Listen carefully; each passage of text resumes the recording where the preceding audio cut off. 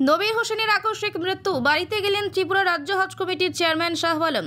নবীর হোসেনের আকস্মিক মৃত্যুর খবর পেয়ে জম্পুই জেলা মহকুমা জগাইবুড়ি এডিসি ভিলেজের বাড়িতে গেলেন ত্রিপুরা রাজ্য হজ কমিটির চেয়ারম্যান শাহ আলম। ছিলেন ত্রিপুরা রাজ্য হজ কমিটির অন্যতম সদস্য তথা ত্রিপুরা রাজ্যে ইমারাতে শরিয়া নাদওয়াতুত তামিরের সম্পাদক মৌলানা জাকির হুসাইন আল জলিলি। মরহুম নবীর হোসেন মৌলানা জাকির হুসাইন আল জলিলির কাকা ছিলেন। মাত্র 38 বছর বয়সে 3 মেয়ে, স্ত্রী এবং 2 ভাই সহ আত্মীয় স্বজন রেখে না ফেরার দেশে চলে গেলেন তিনি। ত্রিপুরা রাজ্য হজ কমিটির চেয়ারম্যান শাহ আলমকে আত্মীয় স্বজন সহ গোটা এলাকার মানুষ দারুণ খুশি হয়েছে। বুধবার বিকাল 2:30 বহু ওলামাই কেরাম সহ হাজার মানুষের উপস্থিতিতে নবীর হোসেনের জানাজার নামাজ পাঠ করান জগাইবাড়ি বাইতুস সালাম জাবে মসজিদের ইমাম মৌলানা জাকির হুসাইন আল জলিলি।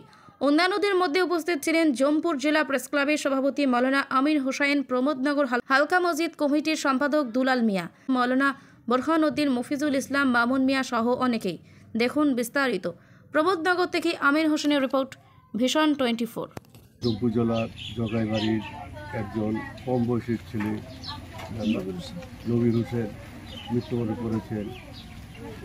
মৃত্যু মানুষের অবধারিত, মৃত্যুর কোনো ডেট নেই, কিন্তু এখানে আসে আমরা একটা জিনিস দেখলাম।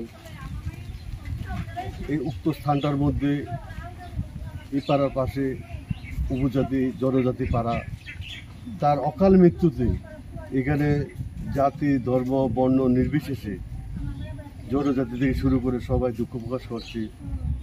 এবং মৃত্যু তো সবারই হবে, কিন্তু অকালে তার 3টা মেয়ে আছেন, বাচ্চা মেয়েগুলি হাউ হাউ করে কাচ্ছে, ভাইরা কাচ্ছে।